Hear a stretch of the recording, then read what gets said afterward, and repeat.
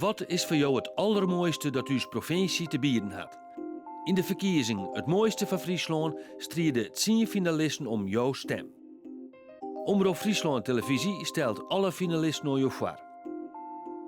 Joet, de Noorderhaven in Haas.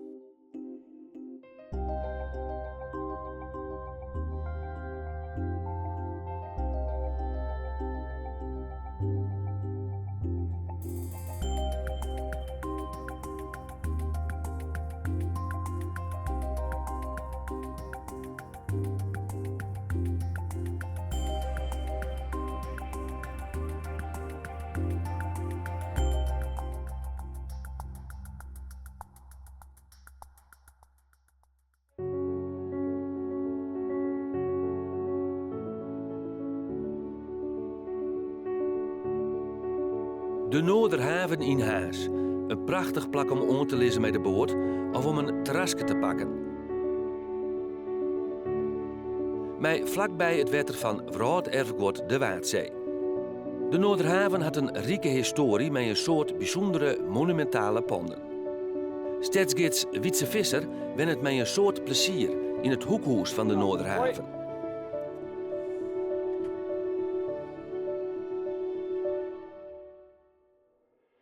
Het is in de zomer is het een heel druk hoekje natuurlijk. We zitten hier met de afvaart van de Vlieland en de Terschellingerboorten. Heel veel mensen zeggen, ja Harlingen, ja dat ken ik wel dat plekje. Daar ben ik wel eens geweest. En dan komt het meest bevreesde wat wij vrezen. Dat is natuurlijk van ja, toen wij naar Vlieland en Terschelling gingen. En dan slaan ze dus Harlingen eigenlijk als toeristenstad over. Maar Harlingen heeft natuurlijk alles in zich om een fantastische toeristenstad te zijn. Het heeft natuurlijk enorm veel sfeer om hier aan zo'n oude handelskade te liggen en inderdaad al die panden hier te zien.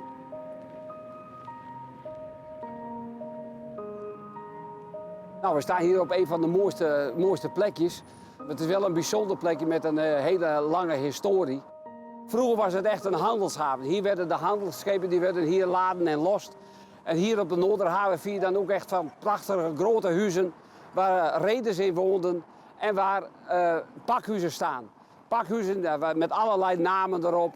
Van Rusland, Polen, Bretagne, Java, Sumatra. Allemaal de landen waar wij handel mee dreven.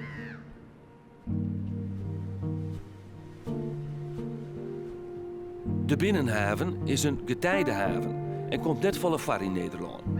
De stad wie iets een wichtig handelscentrum op zee. Maar ik nou is het vooral in de simmer nog een drokte van belang. De plezierjachten kunnen maar op bepaalde tijden, als het tij gunstig is, de Noorderhaven in- en uitvaren.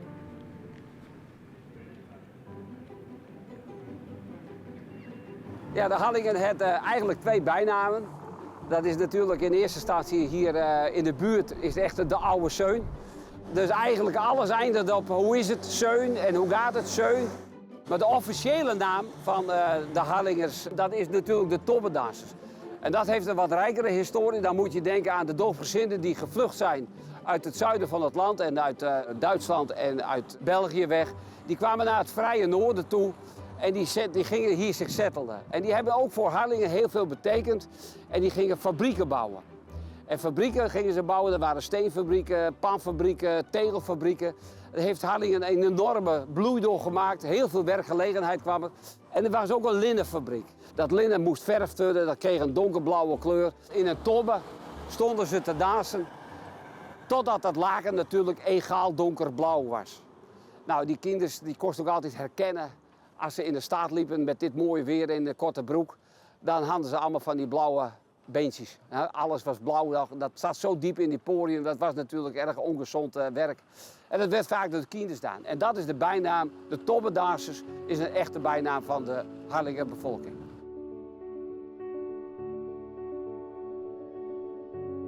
In heel Haas staan er meer dan 600 monumentale huizen en orengebouwen. De hele Noorderhaven is Rijksmonument en beschermen stadsgezicht. Een van de pareltjes onder de Binnenhaven is het Stadhuis van Haas, dat in 2016 in Greven restaureren is. De vakkant had een fraaie gevel met balkon en een verguld beeld van Michael, de beschermheilige van de stad Haas.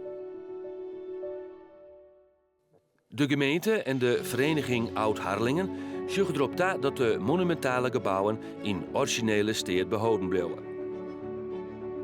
Op nummer 33 van de Noorderhaven staat een fraai wenhuis uit de 18e eeuw. Na jarenlange leegstaan is het kwartling verkocht aan een Zwitserse architect en zijn partner. Ze binnen ook griezelig innomen met haar een nieuwe tweede wenplak. We staan hier voor een prachtig pand op de Noorderhaven. Een pand wat echt een ruim aanzicht heeft en verdient ook. Met een prachtig bovenlicht boven de deur. Het licht valt achter de deur in het donkere halletje. En dat is de bedoeling van een bovenlicht. Also wir haben etwa vor 3 Jahren angefangen, mit dem Schiff unterwegs zu sein in Friesland. Und wir sind immer wieder zwischendurch in Harlingen gelandet, im Noorderhaven natürlich. Und wir haben uns immer gesagt, also wenn wir eines Tages, vielleicht in 20 Jahren mal in Holland wohnen werden oder möchten, dann wäre es Harlingen. Weil Harlingen eine Hafenstadt ist, das Wattenmeer, eine Stadt, die uns sehr lebendig vorkommt. Die Leute haben es uns sehr angetan, wir fanden die Leute hier auch sehr sympathisch. Und anstatt das in 20 Jahren diesen Traum zu realisieren, haben wir gefunden, machen wir doch das 20 Jahre früher.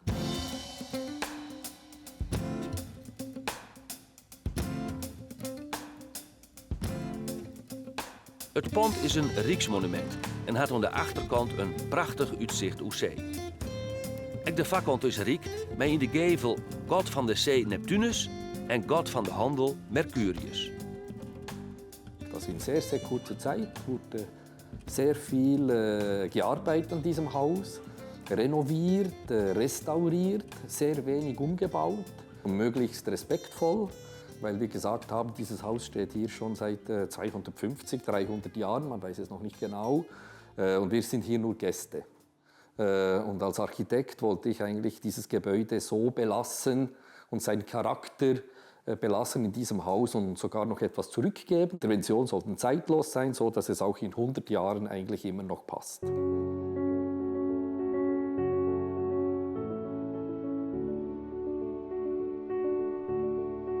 En dan zijn we toch, ondanks dat het niet 100% gebruikt wordt hier in Harlingen, zijn we er wel heel blij mee. Want het was een heel duur pand. En we waren bang dat dit pand helemaal verloren zou gaan, omdat niemand het wou kopen. Gelukkig is het nou verkocht en is het weer in ere hersteld. Het is helemaal opgeknapt van binnen en van buiten. En het ziet er weer picobello uit. Haas had als zeehaven een rijke historie. Waar het in de Noorderhaven handel dreun, de Zuiderhaven kreeg vooral het karakter van een maritieme haven. Die ontstier doet in 1644 de Friese admiraliteit van Dokkum naar Haas verhuizen. In het Hannemahuis, het gemeentelijk museum, is een soort waarom te vinden van de geschiedenis van Haas. Zoals deze sammeling schilderijen. Haaser tegel- en ierdewerk en herinnerings aan de maritieme geschiedenis. Dit is een behangselsschildering van Arjen Oostendorp. Dat is een schilder die in Harlingen en Leeuwarden gewerkt heeft. En hij is gemaakt voor een pand in de Zeepsierderstraat. En dat is een klein straatje wat uitkwam op de Noorderhaven. Wat we hier zien is de skyline, dus het silhouet van Harlingen. En met op de voorgrond allerlei schepen natuurlijk. En dus, er zijn verschillende gebouwen die nu niet meer bestaan, maar die nog wel hierop te zien zijn. Dus dat is heel leuk dat dat op deze schildering voorkomt.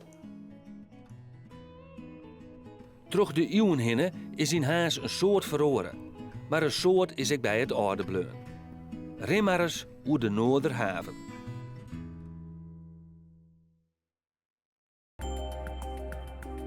Oren wieken de kliffenkust langs de IJsselmar.